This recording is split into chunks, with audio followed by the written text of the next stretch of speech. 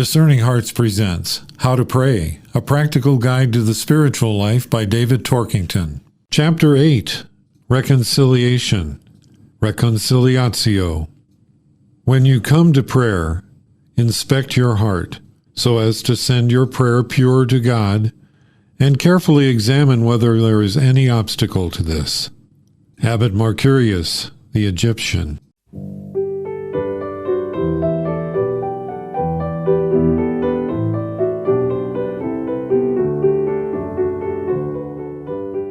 The thanks that God really wants to receive more than anything else can't be given in words alone.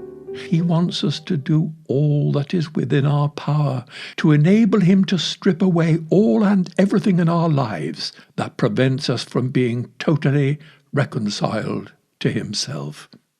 That is why Abbot Macarius the Egyptian said, "When you come to prayer, inspect your heart, so as to send your prayer pure to God, and carefully examine whether there is any obstacle to this. Only then will God be able to possess us as fully as He would wish." That is why the next letter in the memory jog is R for reconciliation.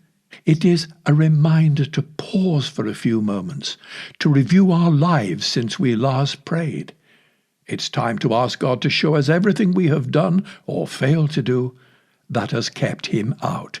It is this that prevents Him from making His home within us, as He promised on the night before He died. Then our prayer will rise from a pure and a contrite heart. Then that prayer can be answered.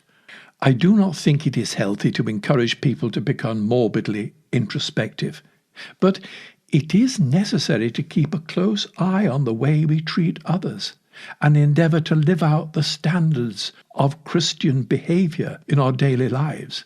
That is why from the earliest times the practice of examining one's conscience grew rapidly, first among the Desert Fathers, and then amongst those who were influenced by their spirituality.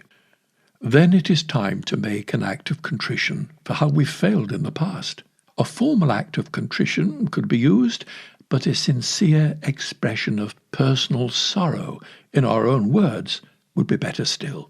Then we could make what has traditionally been called a firm purpose of amendment.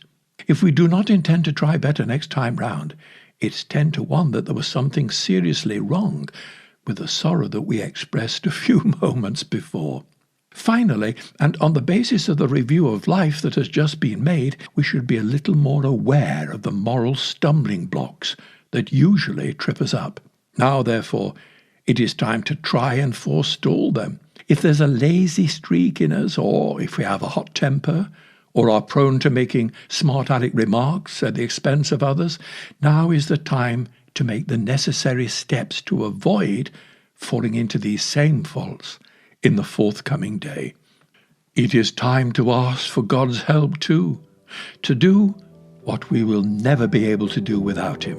Oh God, come to our aid. Oh Lord, make haste to help us.